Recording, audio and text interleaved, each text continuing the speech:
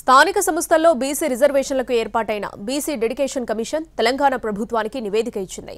Commission chief Bhusani Venkateswararao ప్రభుత్వ ప్రధాన కార్యదర్శి శాంతికుమారిని కలిసి రిపోర్టును అందజేశారు. అసెంబ్లీ సెగ్మెంట్ల వారీగా రిజర్వేషన్లను ఖరారు చేయాలని సూచించినట్టు తెలుస్తోంది. తెలంగాణలో ప్రభుత్వం నియమించిన బీసీ డెడికేషన్ కమిషన్ తన నివేదికను సీఎస్ శాంతికుమారికి అందజేసింది.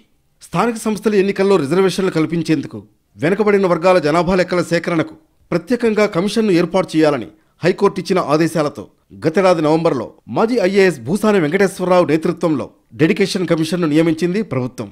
ఈ కమిషన్ రాష్ట్ర వ్యాప్తంగా పలు ప్రాంతాల్లో పర్యటించి ప్రజాభిప్రాయాన్ని సేకరించింది.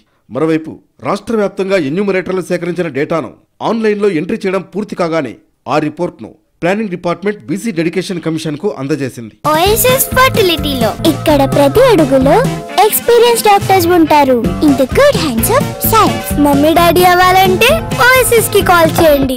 ఈ సమాచారాన్నంతటినీ క్రోడీకరించి ఫైనలైజ్ చేసిన కమిషన్ పూర్తి వివరాలతో 700 పేజీలతో కూడిన నివేదికను సీఎస్ కు సమర్పించింది. దీంతో స్థానిక సంస్థల ఎన్నికలకు రిజర్వేషన్ల అంశం ఓ కొలిక్కి తెచ్చి ఎన్నికల దిశగా ప్రభుత్వం ముందడుగు వేసేందుకు మార్గం సుగమమైంది.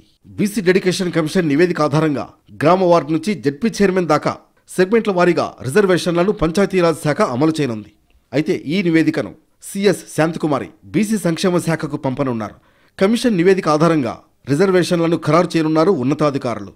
గ్రామం ఒక యూనిట్గా వార్డు సభ్యుల రిజర్వేషన్లు, మండలం ఒక యూనిట్గా ఎంపీటీసీల రిజర్వేషన్లు, జిల్లా ఒక యూనిట్గా జడ్పీటీసీల రిజర్వేషన్లను ఖరారు చేయనున్నారు.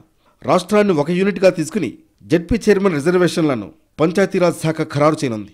భూసాని వెంకటేశ్వరరావు నివేదిక ప్రభుత్వానికి చేరడంతో గ్రామ పంచాయతీ ఎన్నికల్లో రిజర్వేషన్ల అంశం ఓ కొలిక్కి వచ్చినట్లే.